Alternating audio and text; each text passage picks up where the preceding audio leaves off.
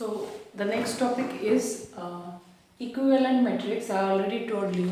So what are equivalent matrix? See, if we use any elementary transformation, तो elementary transformation में क्या क्या transformation आ जाता है? एक आ जाता है रो ऑपरेशंस और एक हो जाता है कॉलम ऑपरेशंस. तो लास्ट मैंने वही तुम लोग के साथ डिस्कस किया था कि जो अगर हम लोग ऑपरेशंस कोई भी रो ऑपरेशन या कॉलम ऑपरेशन करने के बाद जो न्यू मैट्रिक्स मिलेगा वो इक्विवेलेंट होगा फर्स्ट मैट्रिक्स का यानी ओल्ड मैट्रिक्स का. तो उसको सिंबॉलिकली हम लोग लिखते हैं ए इक्विवेलेंट टू बी.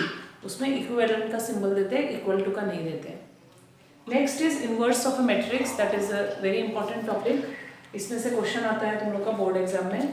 तो देखो क्या है, any n square matrix. N square इसलिए बोला है क्योंकि वो 2x2 ऑर्डर का भी हो सकता है या तो 3x3 ऑर्डर का भी हो सकता है. So any n square matrix is said to be invertible matrix if there exists a matrix B of order n into n, means the same order, okay, such that AB is equal to BA is equal to identity matrix of the same order होना पड़ेगा. Where IN is the identity matrix of order n, the matrix B is called the inverse of A denoted by A inverse. यानी all over हम लोग क्या बोल सकते हैं as a whole कि अगर ए इंटू बी और बी इंटू ए दोनों इक्वल है और वो साथ ही साथ identity matrix of the same order का इक्वल है, देन हम लोग क्या बोलेंगे कि ए जो मैट्रिक्स है वो बी का क्या है, इनवर्स है. और we can say A is an invertible matrix. ठीक है, तो इसमें से 2-3 थ्योरम है. तो थ्योरम को यहाँ पे मैं खाली रीड कर रही हूँ. थ्योरम का प्रूफ तुम लोग को बुक में भी मिल जाएगा. ठीक है, तो थ्योरम क्या है देखो. फर्स्ट थ्योरम है inverse of a square matrix if exist then it is unique. ठीक है, अगर एक मैट्रिक्स का इनवर्स एग्जिस्ट करता है तो वो यूनिक होगा. मतलब एक मैट्रिक्स का एक ही इनवर्स हो सकता है, 2-3 नहीं होगा और एक ही इनवर्स होगा. ठीक है, नेक्स्ट है theorem 2. If A is invertible matrix then A inverse is also invertible. अगर ए इन्वर्टिबल मैट्रिक्स है तो ए इनवर्स भी क्या होगा, इन्वर्टिबल होगा. यानी ए इनवर्स ऑफ इनवर्स क्या लिख सकते हैं, ए लिख सकते हैं. ठीक है, अकॉर्डिंग टू थ्योरम नंबर 2 हम लोग लिख सकते हैं a inverse of inverse is equal to a. लेकिन ऐसा तभी लिख सकते हैं जब ए और ए इनवर्स दोनों ही इन्वर्टिबल मैट्रिक्स हो.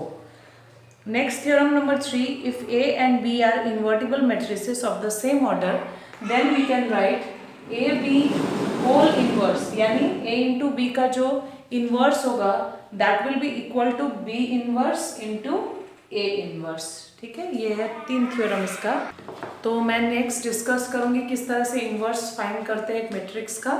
अगर एक मैट्रिक्स गिवन दिया है तो ठीक है, तो तुम लोग क्या करना, मैंने यहाँ पे इनवर्स ऑफ मैट्रिक्स का एक एग्जाम्पल दिया है. ए एक मैट्रिक्स है, बी एक मैट्रिक्स है. ठीक है, तो तुम लोग यहाँ से क्या करना है, ए बी को फाइंड करना और क्या करना, बी ए को फाइंड करना. तो तुम लोग देखोगे दोनों ही आइडेंटिटी मैट्रिक्स के इक्वल हो. तो हम लोग का ये जो सिचुएशन है वो क्या होगा, सेटिस्फाई हो जाएगा. यानी तब हम बोल सकते हैं कि बी जो है वो ए का इनवर्स है और क्या बोल सकते हैं, ए जो है वो बी का इनवर्स है. So inverse of a matrix by elementary operation using either row और column operation but not both for finding the inverse of a matrix if it exist. यानी अगर एक मैट्रिक्स का इनवर्स एग्जिस्ट करता है तो हम लोग उसको कैसे फाइंड करेंगे, आइदर रो या फिर कॉलम ऑपरेशन हम लोग उसमें अप्लाई करेंगे और उसको फाइंड करेंगे. ठीक है, लेकिन दोनों को हम लोग यूज नहीं कर सकते, जैसे कि मैंने तुम लोग को पहले भी बताया. प्रोसीजर देखो क्या होगा. हम लोग को स्टार्टिंग में क्या करना है, इनवर्स मैट्रिक्स का इनवर्स फाइंड करने के लिए हम लोग को लिखना होगा हम लोग को लिखना पुट करना होगा a is equal to I n a. A क्या है, एन स्क्वायर मैट्रिक्स है. अभी वो 2x2 ऑर्डर का भी हो सकता है और 3x3 ऑर्डर का भी हो सकता है. अभी इस क्लास के लिए, क्लास 12 के लिए तुम लोग को हाईएस्ट 3x3 के लिए तुम लोग को पढ़ना है. ठीक है, तो जैसे 3x3 मैट्रिक्स हुआ अगर ए, ठीक है, तो आइडेंटिटी मैट्रिक्स भी हम लोग को वही सेम ऑर्डर का ही लेना है. तो हम लोग सबसे पहले ये लेंगे. ये पुट करने के बाद हम लोग क्या करेंगे, सीक्वेंस ऑफ स्टेप्स, हम लोग सीक्वेंस ऑफ स्टेप्स में इसको कंप्लीट करेंगे. बहुत सारा स्टेप्स होगा इसका और वहाँ पे हम लोग क्या अप्लाई करेंगे, एलिमेंट्री ऑपरेशन यानी रो और कॉलम ऑपरेशन जो मैंने प्रीवियस में डिस्कस किया तुम लोग के साथ, जो कि 3 हम लोगों ने एलिमेंट्री ऑपरेशंस हम लोगों ने 3 मैंने डिस्कस किया था, यानी कि हम लोग कोई रो इंटरचेंज कर सकते हैं, कोई 2 रो को ऐड करके लिख सकते हैं या सब्ट्रैक्ट करके, ठीक है। और सेकेंड और एक था कि कोई स्केलर मल्टीप्लाई कर सकते हैं हम लोग कोई रो या कॉलम में। तो ये 3 हम लोग ट्रांसफॉर्मेशन को यूज़ कर सकते हैं, ठीक है। तो हम लोग को ये यूज़ करना होगा। तो मैं अभी चल रही हूँ पहले क्वेश्चन में। तो हम लोग सबसे पहले मैं 2x2 मैट्रिक्स का 2x2 ऑर्डर का एक मैट्रिक्स लेके तुम लोग को दिखाऊंगी किस तरह से इन्वर्स को फाइंड कर सकते हैं। तो देखो मैंने क्वेश्चन लिया है, तो यहाँ पे एक चीज़ तुम लोग को याद रखना है। सबसे पहले क्वेश्चन ये ऐसा सिमिलर क्वेश्चन, एकदम सेम क्वेश्चन जहाँ पे तुमको इन्वर्स फाइंड करना है, ये तुम्हारा नेक्स्ट चैप्टर में भी आएगा, that is determinant of a matrix. तो वहाँ पे तुम लोग को लेकिन प्रॉपर्टी यूज़ नहीं करना है, मतलब ये ट्रांसफॉर्मेशन यूज़ नहीं करना है, ठीक है। तो यहाँ पे क्वेश्चन में क्लियरली मेंशन करा रहेगा कि you have to use elementary transformation to find the inverse of a matrix. तो हमको ये ट्रांसफॉर्मेशन वहाँ पे यूज़ करना है। तो लेकिन जो नेक्स्ट चैप्टर है डिटर्मिनेंट, वहाँ पे हम लोग को एलिमेंट्री ट्रांसफॉर्मेशन यूज़ नहीं करना है। वहाँ पे कुछ प्रॉपर्टीज़ है डिटर्मिनेंट्स चैप्टर में, तो उसको मैं बाद में डिस्कस करूँगी। हाँ, तो तुम लोग को ये चीज़ ध्यान रखना है हमेशा। तो एलिमेंट्री ट्रांसफॉर्मेशन कहा जाता है, तो कैसे स्टार्ट करोगे, देखो यूजिंग एलिमेंट्री रो ऑपरेशन। तो मैं रो ऑपरेशन का इस्तेमाल कर रही हूँ। सो वी हैव, हम लोग सबसे पहले क्या लिख सकते हैं, तो मैंने तुम लोग को प्रोसीजर बताया। हम लोग क्या लिखेंगे, a इज इक्वल टू आई ए। अभी a इज इक्वल टू आई ए लिखने के तुरंत बाद देखो मैंने क्या लिखा है, a मैट्रिक्स के जगह a मैट्रिक्स लिख लिया है, इक्वल टू आइडेंटिटी की जगह आइडेंटिटी लिख लिया है, और a को ऐसे ही छोड़ दिए, ये ऐसे ही रहेगा, ठीक है। अभी क्या होगा, हम लोग यहाँ पे रो ऑपरेशन को यहाँ पे सीक्वेंस ऑफ स्टेप्स में अप्लाई करते रहेंगे, यानी हर एक स्टेप में हम लोग रो ऑपरेशन करेंगे, ट्रांसफॉर्मेशन करेंगे। ये मैट्रिक्स चेंज होगा एक नया मैट्रिक्स में। उसी तरह यहाँ पे अगर चेंजेस आएगा तो इक्वल टू का उस तरफ में भी चेंजेस आएगा, उस मैट्रिक्स में भी चेंज होगा, ये भी ट्रांसफॉर्म होगा, ठीक है। तो इस तरह से करते करते कब तक हमको ट्रांसफॉर्मेशन करना है, कहाँ पे जाके हमको स्टॉप करना है। तो कहाँ पे स्टॉप करना है, देखो उसका आंसर है ये। हम लोग को ऑलरेडी मालूम है इनवर्स ऑफ मैट्रिक्स का डेफिनेशन से कि मैट्रिक्स का इनवर्स तभी एग्जिस्ट करेगा जब ए बी और बी इंटू ए आई के इक्वल होगा, ठीक है। तो अभी देखो जब ये आई के इक्वल हो जाता है तो तुरंत मैंने क्या लिखा था, तब हम लोग ए को क्या बोल सकते हैं, a is the inverse of b and it is denoted by a inverse, ठीक है। तो बी के जगह में हम लोग क्या लिख सकते हैं, ए इनवर्स, क्योंकि बी तो किसका इनवर्स है, ए का इनवर्स है, ठीक है। तो बी के जगह हम लोग ए इनवर्स लिख सकते हैं। सिमिलरली इस बी के जगह भी हम क्या लिख सकते हैं, ए का इनवर्स लिख सकते हैं। तो मैं दोनों में से किसी इक्वेशन को भी ले सकती हूँ। तो मैं इस इक्वेशन को ले रही हूँ, देखो तो ये इक्वेशन में मुझे क्या मिल रहा है, I is equal to a inverse into a. देखो पीछे में इसका ए है, यहाँ पे भी देखो पीछे में ए है, ठीक है। नेक्स्ट देखो इधर क्या है, ए इनवर्स, इधर हमारा क्या है, आई है, ये आई है, ठीक है। नेक्स्ट उस तरफ क्या है हमारा, यहाँ पे आई है, लेकिन यहाँ हमारा ए है, ठीक है।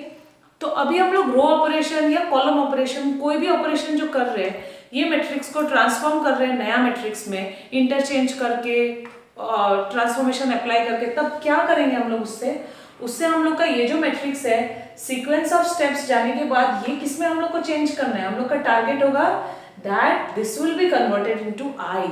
तो हम लोग को ये ए मैट्रिक्स को किसी भी तरह से आई में चेंज करना है, और वो तरीका क्या है, करने का तरीका है ट्रांसफॉर्मेशन हम लोग यूज करेंगे, एलिमेंट्री रो ट्रांसफॉर्मेशन या फिर कॉलम। जैसे ही ये आई के इक्वल हो जाएगा, यानी ये पार्ट देखो जो लेफ्ट हैंड साइड में वो आई के इक्वल हो गया, ये आई के इक्वल हो गया मतलब क्या, यहाँ जो दोनों मैट्रिक्स मल्टीप्लाई हो रहा है वो दोनों एक दूसरे का क्या है, इनवर्स है। तो ये जैसे ही तुम्हारा आई में कन्वर्ट हो जाता है वैसे ही हमको स्टॉप कर देना है। उसके बाद यहाँ जो हम लोग का मैट्रिक्स इंटरचेंज होके ट्रांसफॉर्म होके आया है, मिला है, वो हम लोग का क्या बन जाएगा, वो हम लोग का बनेगा ए इनवर्स, ठीक है। यहाँ पे ये स्टैटिक ए ऐसे ही रहेगा, इसको हम लोग कन्वर्ट करेंगे आई में, ये हमारा टारगेट होगा। आई में कन्वर्ट करने के लिए देखो हमको क्या करना होगा, इसको 1 बनाना है, इसको 0, इसको 0, इसको 1, ठीक है। ये हम लोग का टारगेट रहेगा। तो मैं एक बार में स्टेप्स में तुम लोग को दिखा दे रही हूँ, तुम लोग कोशिश करना, तुम लोग घर में भी इसको प्रैक्टिस करने का, ठीक है। और बहुत इंपॉर्टेंट क्वेश्चन है, ऐसा क्वेश्चन तुम्हारा बोर्ड में आता ही है, मैक्सिमम टाइम्स पूछता ही है, 3x3 ऑर्डर का मैक्सिमम इसका क्वेश्चन। तो देखो क्वेश्चन किस तरह से मैंने सॉल्व किया है। सबसे पहले अप्लाई कर रहे हैं, इंटरचेंज कर रहे हैं रो 1 को रो 2 के साथ, ठीक है। तो इंटरचेंज करेंगे तो ये रो यहाँ चला जाएगा और ये रो इधर आ जाएगा, ठीक है। सिमिलरली राइट हैंड साइड में भी ऐसे ही होगा, 1 0 यहाँ चला जाएगा, 0 1 वहाँ आ जाएगा, ठीक है। अभी क्या अप्लाई कर रहे हैं देखो, applying row 2 to row 2 minus 2r1, यानी देखो रो 1 में हम लोग मल्टीप्लाई कर रहे हैं 2, ठीक है। तो ये रो 1 है, यहाँ पे मैं 2 मल्टीप्लाई कर रही हूँ, ठीक है। जस्ट हम लोग को देखना है, उसको यूज कर रहे हैं, फाइनली मल्टीप्लाई नहीं करना है। जैसे मैंने तुमको बोला था ये एज अ कैटलिस्ट इसको हम लोग यूज कर रहे हैं ना, तो वहां पे कोई चेंजेस नहीं आएगा। चेंजेस कहाँ आएगा? सेकेंड रो में, और ये है सेकेंड रो, ठीक है। तो सेकेंड रो में क्या लिखेंगे? सेकेंड रो माइनस 2r1, तो 2 इसमें इंटू होगा तो इंटू 2 ये 2 हो जाएगा। तो देखो 2, हाँ रो 2 में 2 है, 2 यहाँ पे माइनस 2 क्या हो जाएगा? 0, तो सेकेंड रो में आ जा रहा है। सिमिलरली फिर लिखेंगे रो 2, रो 2 में और क्या है? 5 है, तो 5 किससे माइनस हो रहा है? 2 इंटू r1, तो यहाँ पे भी फिर 2 मल्टीप्लाई होगा, तो 2 3 6, 5 minus 6 that will be what? -1। There will be no change in the first row, first row में कोई चेंजेस नहीं आएगा, ठीक है। सिमिलरली देखो राइट हैंड साइड में भी चेंज हो रहा है, यहाँ 2 मल्टीप्लाई कर रहे हैं, इसमें 2 मल्टीप्लाई कर रहे हैं और 1 से माइनस कर रहे हैं। 1 माइनस 2 इसमें मल्टीप्लाई करोगे 0 ही होगा, 1 माइनस 0 विल बी 1, और यहाँ 2 मल्टीप्लाई करेंगे तो 2 होगा, तो 0 माइनस 2 विल बी -2, ठीक है। वो सेकेंड रो में हम लोग लिखेंगे।